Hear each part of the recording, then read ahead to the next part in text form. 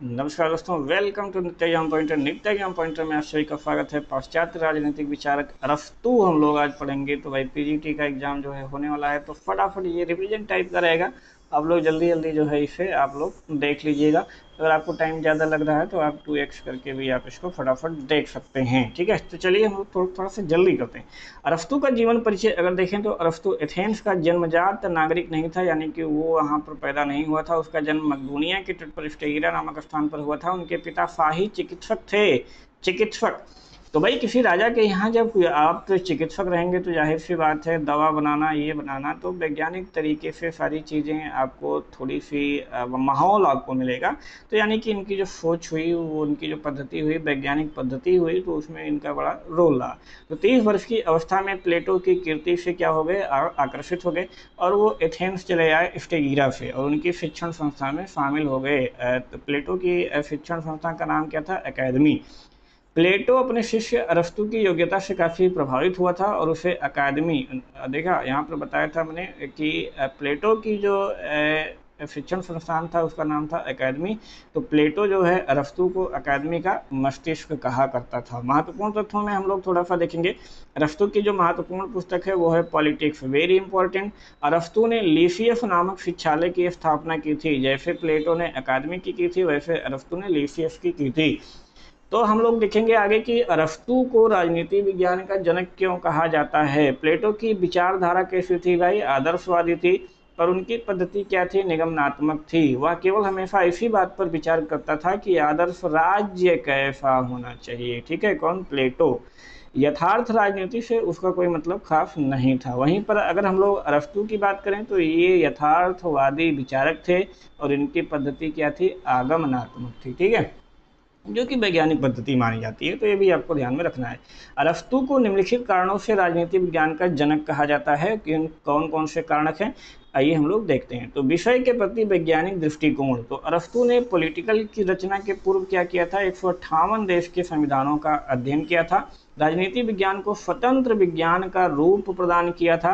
प्लेटो की अगर बात करें तो प्लेटो के राजनीतिक विचारों में राजनीति और नीति एक दूसरे से क्या क्या थे? पूर्णतः मिश्रित थे, यानी कि मिले हुए थे। जब अरस्तु आए तो राजनीति और नीति को क्या कर दिए? एक दूसरे से अलग अलग कर दिए और इन्होंने राजनीति को एक स्वतंत्र विज्ञान की स्थिति प्रदान कर दी। और इसी दृष्टि से राजनीति का विज्ञान सही रूप से कहाँ से स्टार्ट होता है?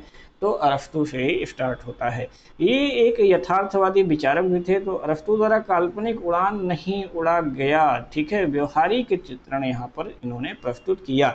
वैज्ञानिक पद्धति तो आगमनात्मक और तुलनात्मक कंपेरेटिव, क्योंकि 158 देश का संविधान की जो है तुलना की, तो जाहिर सी बात है इनकी पद्धति कंपेरेटिव ही होगी। राज्य के पूर्ण सिद्धांत का क्रमबद्ध निरूपण किया था इन्होंने। तो अरस्तु ऐसे प्रथम पश्चिमी विचारक हैं जिसने क्रमबद्ध रूप से राज्य का पूर्ण सिद्धांत प्रस्तुत किया।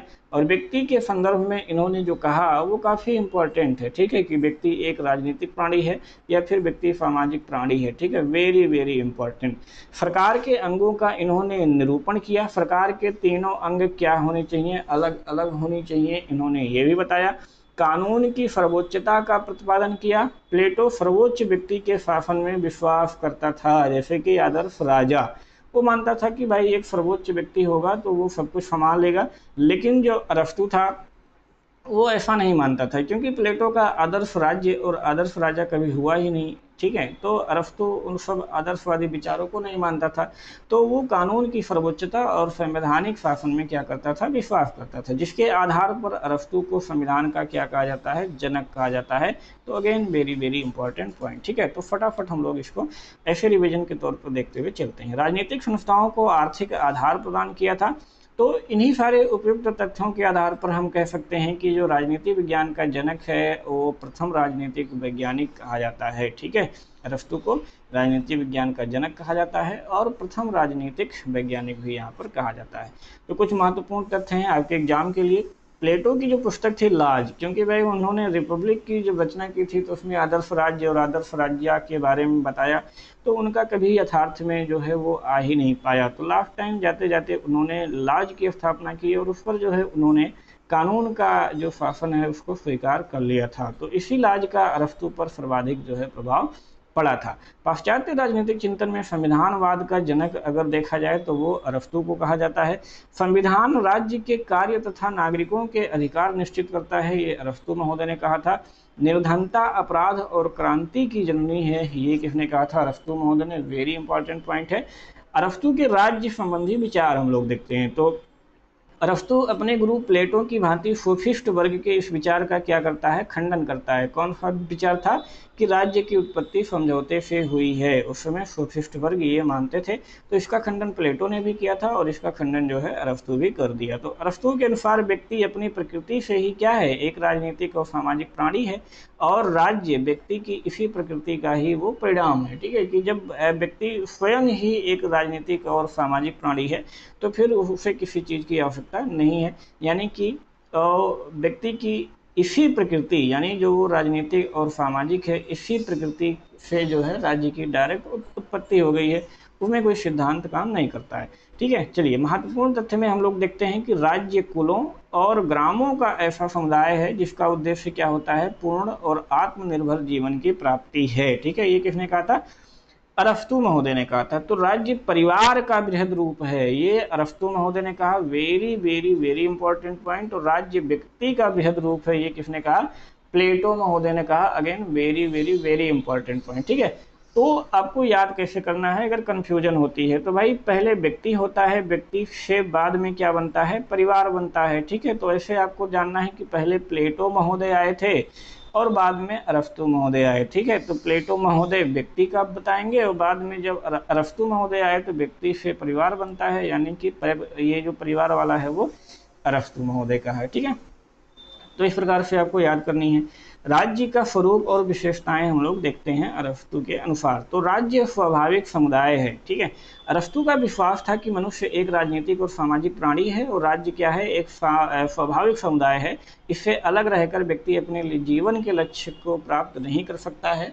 यानी कि जो राज्य है वो परिवार का ही बृहद रूप होने के कारण भी वैसे ही स्वाभाविक है जैसे कि परिवार। ठीक है, तो यहाँ पर आप बड़ी अच्छी तरीके से समझ सकते हैं। तो जो राज्य का उदय हुआ है वो जीवन के लिए हुआ है और सद जीवन के लिए उसका अस्तित्व बना हुआ है। वेरी वेरी इंपॉर्टेंट पॉइंट, ये आप इसको जो है कई सारे स्टार लगा के आप लिखना, कई बार एग्जाम में आया हुआ है। राज्य व्यक्ति से पूर्व का संगठन है, ये भी again very very important point. ठीक है, चलो, तो समय की अगर दृष्टि से देखा जाए तो परिवार पहले है, लेकिन अगर प्रकृति की दृष्टि से देखा जाएगा भाई तो वो क्या है? राज्य पहले है। ठीक है, तो राज्य क्या है? व्यक्ति से पूर्व का संगठन है। यानी कि इन्होंने प्राकृतिक दृष्टि से देखा, प्राकृतिक दृष्टि से भाई पहले राज्य जो है बना होगा, फिर यहाँ पर व्यक्ति आए होंगे। ठीक है, चलो, तो ये जो है मानते हैं। राज्य क्या है? वो सर्वोच्च समुदाय है और राज्य एक आत्मनिर्भर संगठन है। नगर राज्य सर्वाधिक श्रेष्ठ राजनीतिक संगठन है। अरस्तू के अनुसार राज्य क्या है? एक नैसर्गिक और प्राकृतिक संस्था है। वेरी इंपॉर्टेंट पॉइंट आपको ये ध्यान में रखने हैं। ठीक है, नागरिकता के बारे में इसके विचार देखते हैं। तो नागरिकता का निर्धारण जन्म निवास स्थान कानूनी अधिकारों से नहीं हो जाता है। ठीक है, इन्होंने कुछ बिल्कुल चेंज कर दिया है, वरन वह इस संबंध में व्यक्ति की राजनीतिक क्षेत्र में सक्रियता को महत्व देता है। ठीक है, जैसे आज के समय में जन्म हो गया, निवास स्थान हो गया, कानूनी अधिकार हो गया, इन आधारों पर जो है हम नागरिक मानते हैं। लेकिन अरस्तू इन आधारों पर नागरिक नहीं मानता है। वो आधार क्या मानता है? राजनीतिक क्षेत्र में सक्रियता। अरस्तू के अनुसार नागरिक कौन व्यक्ति होंगे? वो होंगे जो अस्थायी रूप से न्याय के प्रशासन और राजकीय पदों को ग्रहण करने की प्रक्रिया में भाग लेते हैं। ठीक है, यानी कि उसका नागरिक वर्तमान समय के नागरिकों की भांति केवल मतदाता ही नहीं है कि केवल बैठे रहो और वोट दे दो। ठीक है, उसका नागरिक जो है वो क्या है? न्याय के प्रशासन में भाग लेने वाला और राजकीय पदों को ग्रहण करने वाला। ठीक है, यानी कि वह शासन के कार्यों में वास्तविक रूप से भाग लेने वाला हो और क्रम क्रम से शासक और शासित बनने वाला, कानून निर्माण और न्याय संबंधी कार्यों में सक्रिय रूप से हिस्सा लेने वाला व्यक्ति हो। ठीक है, यानी कि जो कानून निर्माण और न्याय संबंधी कार्यों में सक्रिय रूप से हिस्सा लेता है वही व्यक्ति क्या होता है? अरस्तू का नागरिक होता है। ठीक है, तो इसकी जो नागरिकता है वो जो है बहुत सीमित अर्थों में है, बहुत सीमित है। तो अरस्तु नागरिकता को सीमित रखने के पक्ष में है और उसके अनुसार जो शासन के न्यायिक और कानूनी कार्यों का संपादन करने के लिए अत्यधिक विकसित बुद्धि चाहिए, नैतिक शक्ति चाहिए और व्यवहारिक बुद्धिमत्ता की आवश्यकता होती है, उसे शासक और शासित दोनों ही रूपों में कार्य करने वाली क्षमता क्या होनी चाहिए, प्राप्त होनी चाहिए। किसे, नागरिक को। तो व्यक्ति द्वारा ये गुण कब प्राप्त किए जा सकते हैं भाई, उसी स्थिति में प्राप्त किए जा सकते हैं जब इनके पास क्या हो, पर्याप्त अवकाश हो, और अवकाश के लिए वो फिर दास रखने की बात करता है। ठीक है, तो अरस्तु के लिए यहाँ पर अवकाश का जो तात्पर्य है वो छुट्टियों से नहीं है, ठीक है, वरन इन कार्यों को रोकने से है जो अपने आप में साध्य हैं, साधन नहीं है। ठीक है, यानी वो बोलता है भाई ये छुट्टी नहीं है। अवकाश का तात्पर्य ये है कि आपको कुछ टाइम मिलेगा, उसमें आप चिंतन और मनन कर पाएंगे और अपने अमुक कार्य को जो है अच्छी तरीके से कर पाएंगे। तो खानों में काम करना, मकान बनाना, व्यवसाय करना, ये सब क्या है, जीविकोपार्जन के कार्य हैं और ये सब कार्य जीविकोपार्जन के साधन हैं। ठीक है, साध्य नहीं है। जबकि जो हम ज्ञान देखेंगे, चित्रकला देखेंगे, राजनीति देखेंगे, ये सभी क्या है, अपने आप में साध्य हैं। तो अरस्तु का विचार है कि जिन व्यक्तियों का सारा समय और शक्ति जीविकोपार्जन के काम में लग जाता है, ठीक है, वो लोग क्या हैं भाई, वो लोग क्या हैं, वो लोग अभी आगे बताया जाएगा कि दासों की श्रेणी में आते हैं। और दूसरे शब्दों में जिन्हें अवकाश नहीं मिलता है वो सार्वजनिक क्षेत्र के प्रति अपने कर्तव्य का संपादन यहाँ पर आराम से नहीं कर सकते हैं। तो यहाँ पर हम लोग देखेंगे कि अरस्तु निम्न व्यक्तियों को नागरिकता नहीं देता है। वेरी वेरी इंपॉर्टेंट पॉइंट है। किनको किनको, तो संपत्तिहीन जो व्यक्ति होते हैं, दास होते हैं, श्रमिक वर्ग होते हैं, सूदखोर होते हैं, स्त्री होते हैं, बच्चे होते हैं, वृद्ध व्यक्ति होते हैं, वो इन सभी को नागरिकता नहीं देता है भाई। तो नागरिकता देता किसे है, नागरिकता उन्हीं को देता है जो न्यायिक कार्यों और प्रशासनिक कार्यों में भाग लेते हैं, बस उन्हीं को। ठीक है, चलिए, तो महत्वपूर्ण तथ्य अगर हम देखें तो नागरिकता का अर्थ क्या होता है, राजसत्ता में भाग लेना, अर्थात राज्य के नीति निर्धारक न्यायिक कार्यों में भाग लेने का अधिकार। ठीक है, तो ये हो जाएगा।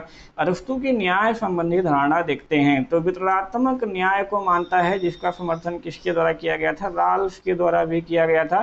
तो वेरी वेरी इंपॉर्टेंट पॉइंट है। ठीक है, तो जो अरस्तु और राल्फ का न्याय सिद्धांत है वो कैसा है भाई, वितरणात्मक न्याय सिद्धांत है। ठीक है, वितरणात्मक। तो अगर हम अरस्तु के न्याय सिद्धांत की बात करें तो दो दिया था, एक दिया था वितरणात्मक और एक दिया था संशोधनात्मक। ठीक है, परिशोधात्मक दिया था।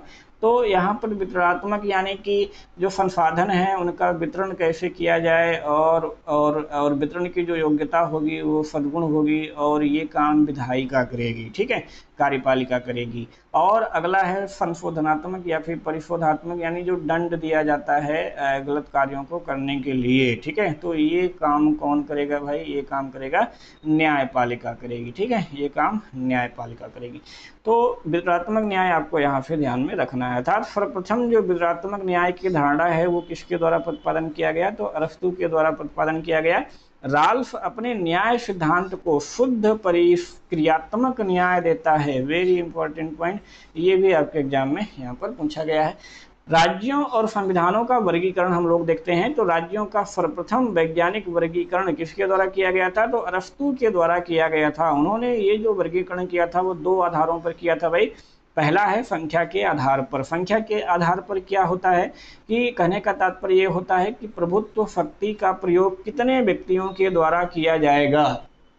तो उन्होंने संख्या के आधार पर कैसे किया, यहाँ पर हम लोग देखते हैं एक व्यक्ति, कुछ व्यक्ति, ठीक है, कुछ व्यक्ति और यहाँ पर बहुत सारे व्यक्ति। ठीक है, तो एक व्यक्ति का जो यहाँ पर उन्होंने बताया उत्कृष्ट और निकृष्ट शासन। ठीक है, तो एक व्यक्ति द्वारा जो उत्कृष्ट शासन होगा वो होगा राजतंत्र, और जो निकृष्ट शासन होगा वो होगा निरंकुश तंत्र। ठीक है, कुछ व्यक्तियों के द्वारा जो होगा वो होगा कुलीन तंत्र, ठीक है, या अभिजात तंत्र। और यहाँ पर जो कुछ व्यक्तियों के द्वारा उत्कृष्ट जो निकृष्ट शासन व्यवस्था होगी वो होगी यहाँ पर वीरतंत्र। ठीक है, वर्गतंत्र। ठीक है, सॉरी, वर्गतंत्र। और बहुत व्यक्तियों के द्वारा जो उत्कृष्ट शासन होगी वो यहाँ पर इन्होंने बताया पॉलिटी। ठीक है, पॉलिटी, अभिजात तंत्र, ठीक है, इसी को पॉलिटी बोला है। और जो निकृष्ट शासन व्यवस्था होगी वो होगी प्रजातंत्र। प्रजातंत्र यानी कि लोकतंत्र, ठीक है, लोकतंत्र को ये निकृष्ट मानते हैं। सुकरात भी मानता था, प्लेटो भी मानता था, ये भी मानते थे। तो ये हुआ व्यक्तियों के आधार पर यहाँ पर जो है संविधानों का या राज्यों का वर्गीकरण। अगला जो है वो है नैतिकता के आधार पर। तो इसका तात्पर्य यह है कि शासन करने वाले व्यक्तियों का उद्देश्य क्या है, उस उद्देश्य के आधार पर इन्होंने बताया है। महत्वपूर्ण तथ्य में अगर हम देखें तो सरकार का प्रथम व्यवस्थित वर्गीकरण किसने किया है, तो अरस्तू के द्वारा यहाँ पर प्रस्तुत किया गया है। व्यवस्था में प्रत्येक परिवर्तन क्या है, क्रांति है। कोई किसी भी व्यवस्था में अगर परिवर्तन कर दिया जाए तो वो क्रांति है। और यहीं पर अरस्तू ने कहा था कि संविधान में परिवर्तन भी क्या है, क्रांति है, ठीक है। ये कई बार आपके एग्जाम में जो है पूछा गया है, संविधान में परिवर्तन वो क्या है, वो भी भाई क्रांति है, अरस्तू के द्वारा कहा गया था। तो अरस्तू क्रांति के परंपरावादी सिद्धांत का समर्थक था, ठीक है। अरस्तू का आदर्श राज्य देख लेते हैं। तो आदर्श राज्य का लक्ष्य क्या है भाई, व्यक्ति का नैतिक विकास। राज्य जीवन के अस्तित्व में आया है और अच्छे जीवन के लिए अस्तित्व में बना हुआ है। वेरी इंपॉर्टेंट पॉइंट, ये आपको आगे ही यहाँ पर बताया गया। यहाँ पर अच्छे जीवन का मतलब है गुड लाइफ। गुड लाइफ जानते हैं ना। और गुड लाइफ का प्रयोग कैसे हुआ है, नैतिक जीवन के अर्थ में प्रयोग किया गया है, ठीक है। आगे अरस्तू जो है मध्यम मार्ग का सिद्धांत देता है, यानी कि संवैधानिक शासन व्यवस्था, ठीक है, मध्यम मार्ग। तो अरस्तू प्लेटो के समान क्या था भाई, अतिवादी नहीं है, बल्कि व्यवहारिक बुद्धि के कारण मध्यम मार्ग का अनुसरण करने वाला है, ठीक है, मध्यम मार्ग। तो उनके शब्दों में मध्यम मार्ग का अनुसरण करने वाला ही अनिवार्यतः श्रेष्ठ जीवन है। और यह मध्यम मार्ग ही ऐसा मार्ग है जिसे प्राप्त कर लेना प्रत्येक व्यक्ति के लिए क्या है, संभव है। मध्यम मार्ग शासन व्यवस्था ही क्या है, संवैधानिक है, यानी कि पॉलिटी हो सकती है, ठीक है। तो मध्यम मार्ग, तो उन्होंने मध्यम मार्ग कैसे दिया। अब आइए हम लोग देखते हैं कि नगर में 3 वर्ग होते हैं। 3 वर्ग होते हैं, एक होता है अत्यंत संपन्न और एक होता है अत्यंत निर्धन और एक होता है इन दोनों के बीच में, ठीक है, यानी मध्यम वित्त वर्ग में। तो उन्होंने कहा कि संवैधानिक या सुप्रजातंत्र यानी जो पॉलिटी होगी वो इन तीनों वर्गों के तीसरे वर्गों के द्वारा ही शासन किया जाना चाहिए, ठीक है, यानी किसके द्वारा, मध्यम वर्ग के द्वारा ही शासन किया जाना चाहिए, तभी वो संवैधानिक या सुप्रजातंत्र या पॉलिटी होगी। क्यों, क्योंकि जो अत्यंत संपन्न वर्ग होंगे, ठीक है, अत्यंत धनी और बलवान व्यक्ति होंगे, उनका झुकाव किस तरफ होगा, अपराधों और अत्याचारों की ओर होगा। और जो अत्यंत निर्धन और निर्बल व्यक्ति होंगे उनकी प्रवृत्ति क्या होगी, मूर्खता वाली काम करेंगे, तुच्छ अपराध की ओर होता है। तो दोनों वर्ग विवेक का अनुसरण नहीं करते हैं, इसलिए जो मध्यम मार्ग है, मध्यम मार्ग का अनुसरण यहाँ पर उचित हो जाएगा। और संवैधानिक तंत्र क्या है, एक प्रकार की मिश्रित शासन प्रणाली है, यानी मध्यम मार्ग की प्रधानता के पक्ष में ये सारी युक्तियाँ यहाँ पर दिया जाता है। तो धनी और निर्धन क्या होते हैं भाई, मध्यम वर्ग पर समान रूप से विश्वास करते हैं, किंतु एक दूसरे पर वो विश्वास नहीं करते हैं। अगला उन्होंने कहा विधि की सर्वोच्चता। तो यानी जो शासन है वो व्यक्ति द्वारा नहीं बल्कि विधि द्वारा संचालित किया जाना चाहिए, ठीक है, विधि द्वारा संचालित किया जाना चाहिए। अगला जो है दिया उन्होंने जनसंख्या, यानी कि आदर्श राज्य में जो जनसंख्या होगी वो क्या होगी, ना तो बहुत अधिक होनी चाहिए और ना ही बहुत कम होनी चाहिए। अगर हम प्लेटो की बात करें तो इन्होंने जनसंख्या फिक्स कर दी थी भाई, कितनी, 5040, ठीक है। यहाँ पर अरस्तू ने फिक्स नहीं किया, ना तो बहुत कम ना ही बहुत ज़्यादा की बात किया। आर्थिक व्यवस्था की अगर बात करें तो भू संपत्ति क्या हो, वैयक्तिक हो। भू संपत्ति क्या होनी चाहिए, वैयक्तिक होनी चाहिए, लेकिन जो उसका उपयोग है वो सामूहिक होनी चाहिए। स्त्रियों के साम्यवाद यानी कि संपत्ति के साम्यवाद को यहाँ पर अस्वीकार करने के साथ साथ अरस्तू अपने आदर्श राज्य में किसी भी वर्ग के लिए स्त्रियों के साम्यवाद की धारणा का प्रतिपादन नहीं करता है। जैसे कि संपत्ति और स्त्रियों के संबंधी जो साम्यवाद था कि उसका प्रतिपादन प्लेटो महोदय ने किया था, वैसे अरस्तू महोदय ने ऐसा कुछ नहीं किया। महत्वपूर्ण तथ्य में देखते हैं तो अरस्तू राज्य के सर्वोत्तम शासन यानी कि पॉलिटी, सर्वोत्तम शासन अरस्तू की क्या मानी जाती है भाई, पॉलिटी। याद रखना है, राज्य व्यक्ति से पहले है। राज्य क्या है भाई, व्यक्ति से पहले है। मनुष्य स्वभाव से ही राजनीतिक और सामाजिक प्राणी है। राज्य व्यवस्था यानी कि जो पॉलिटी है वो अपेक्षाकृत अधिक अस्थायी है और क्रांति के लिए इसमें कम अवसर प्रदान करती है, ठीक है। मध्यम सिद्धांत किससे, अरस्तू से जुड़ा हुआ है। अरस्तू की सामाजिक व्यवस्था अगर देखें तो उसमें सबसे आती है पहले दास प्रथा, ठीक है। तो ये दासता को प्राकृतिक मानता है कि दासता जो है वो क्या है, प्राकृतिक है। तो उन्होंने दासों के दो प्रकार बताए हैं भाई, एक बताए हैं प्राकृतिक और दूसरा बताए हैं वैधानिक। ठीक है, तो प्राकृतिक क्या होते हैं, तो प्राकृतिक बताता है ऐसे व्यक्ति जो कि दिमाग से पैदल हों। ठीक है, समान अप्राकृतिक और अवांछनीय है, यहाँ पे समानता हो तो आगे बताएंगे। ठीक है, प्राकृतिक हो यानी कि दिमाग कम हो, लूले हो, लंगड़े हो, अपंग हो, यानी कि प्रकृति की देन है। ठीक है, तो ऐसे व्यक्ति क्या होते हैं, वो व्यक्ति जो अपने अधिकार में ना हो, यानी कि अपने अंडर में ना होकर के किसी दूसरे के अधीन हों। तो ऐसे व्यक्ति जो दूसरे के अधीन हों, कम बुद्धि वाले हों, उनको क्या मानता है, वो प्राकृतिक मानता है। वैधानिक यानी कि जो युद्ध में बंदी बना लिए जाते हैं, उनको वैधानिक जो है दास यहाँ पर कहता है। तो जब दासता को इसने प्राकृतिक घोषित कर दिया तो जाहिर सी बात है कि जो समानता होगी, समानता को अप्राकृतिक यहाँ पर बताना ही पड़ेगा। ठीक है, तो समानता को अप्राकृतिक बताया और अवांछनीय बताया।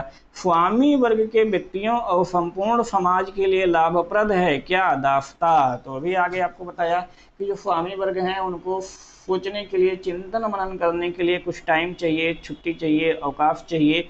और वो अवकाश कहाँ मिलेगा भाई, जब दास लोग रहेंगे, उस काम करेंगे, तभी तो उसको टाइम मिलेगा। यानी स्वामी वर्ग के व्यक्तियों के लिए, संपूर्ण समाज के लिए लाभप्रद मानता है। दासता नैतिक है, इसीलिए अरस्तु आनुपातिक समानता की बात करता है। तो जब यहाँ पर दासता को नैतिक घोषित कर देंगे तो जाहिर सी बात है समानता की बात ये पूरी तरीके से नहीं कर पाएंगे, और वहाँ पर वो आनुपातिक समानता की बात करते हैं। राष्ट्रीय अर्थव्यवस्था और स्वामित्व का अंग है क्या, दासता। तो दास प्रथा आपको बताया कि इन्होंने दास दो प्रकार के बताए, एक बताए थे प्राकृतिक और दूसरा जो बताए थे वो थे वैधानिक। ठीक है, तो प्राकृतिक क्या है भाई, जो अपने अधीन ना होकर के किसी दूसरे के अधीन हो। ठीक है, दिमाग उनके पास कम हो, अपना दिमाग प्रयोग ना कर पाते हों, वो दूसरे के आदेशों के अनुसार काम करते हों, तो ऐसे सारे लोग जो है क्या होते हैं, प्राकृतिक दास होते हैं। वैधानिक दास में आपको बताया था कि जो युद्ध बंदी हों। ठीक है, इन्होंने दासता के बारे में और भी चीज़ें कहा है कि दासों को बुद्धिमान व्यक्तियों के साथ रहना चाहिए। कैसे बुद्धिमान व्यक्तियों के साथ, ताकि धीरे धीरे उनमें भी बुद्धि आ जाएगी, और जब उनमें बुद्धि आ जाए तो स्वामी को चाहिए कि ऐसे दासों को क्या कर दे भाई, मुक्त कर देना चाहिए। ठीक है, मुक्त कर देना चाहिए। ठीक, चलो, उन्होंने जो ये दासता है, दासता को वंशानुगत नहीं माना है। अगर उन्होंने कहा है कि भाई जो दास है, अगर दास का जो पुत्र होता है, दास का पुत्र अगर बुद्धिमान हो जाता है तो मालिक को चाहिए कि उसे जो है दासता से मुक्त कर दे। ठीक है, तो ये सारी चीज़ें जो है वो बताता है। ठीक है, शारीरिक अंग जैसा दासों के साथ व्यवहार करना चाहिए, बहुत सारी चीज़ें हैं जो कि आप पढ़ेंगे। ठीक है, शिक्षा व्यवस्था जो है इन्होंने अपनी बताई है। तो प्लेटो की शिक्षा व्यवस्था भाई बहुत लंबी है, इनकी शिक्षा व्यवस्था अपेक्षा के तुलना ज़्यादा बड़ा नहीं है। क्रांति के बारे में इनका विचार है, एक होता है भाई पूर्ण क्रांति और दूसरा जो होता है वो है आंशिक क्रांति। ठीक है, पूर्ण क्रांति और आंशिक क्रांति। चलो, तो पूर्ण क्रांति क्या होती है भाई, पूर्ण क्रांति वो होती है जिससे कि आप यहाँ पर देखिए सामाजिक, आर्थिक और राजनीतिक। ठीक है, तो सामाजिक, आर्थिक और राजनीतिक अगर इन तीनों व्यवस्थाओं में परिवर्तन होता है तो इसे बोलते हैं पूर्ण क्रांति। और इनमें से किसी एक में अगर परिवर्तन होता है, ठीक है, किसी एक में अगर परिवर्तन होता है तो उसे बोलते हैं आंशिक क्रांति। बाकी इन्होंने अलग अलग शासन व्यवस्थाओं में अलग अलग कैसे क्रांति होती है और उसको रोका कैसे जाए, ये सारे विचार इन्होंने प्रस्तुत किए हैं। तो ये रहा हमारा अरस्तु का थोड़ा सा शॉर्ट फॉर्म में रिवीजन के टाइम में। लास्ट टाइम में आप लोग फटाफट से रिवीजन कर लीजिए, पीजी का एग्जाम होने वाला है। मिलते हैं नेक्स्ट वीडियो में, तब तक आप सभी अपने जबरदस्त तरीके से बनाए रखिए। जय हिंद, जय भारत।